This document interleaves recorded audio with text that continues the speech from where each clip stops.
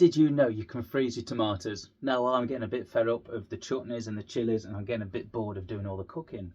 But you can freeze these, and there is no much of an easier way to do it. There's no need to blanch. Now, my grandparents used to just drop them in hot water so they could peel the tomatoes first and then use them in breakfast. Over here we have a nice English fried breakfast.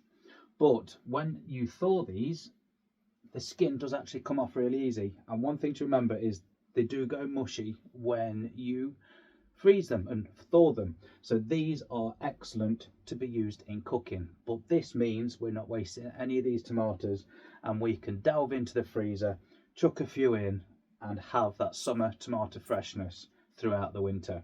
Now, in the next week, what I'm doing is I'm coming in, I'm grabbing a few, I'm putting them in a bag in the freezer.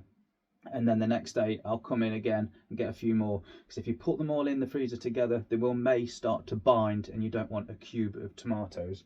So I just select a few at a time, throw them in my freezer bag, and know I've got access to great, tasty, fresh, organic tomatoes all throughout the winter.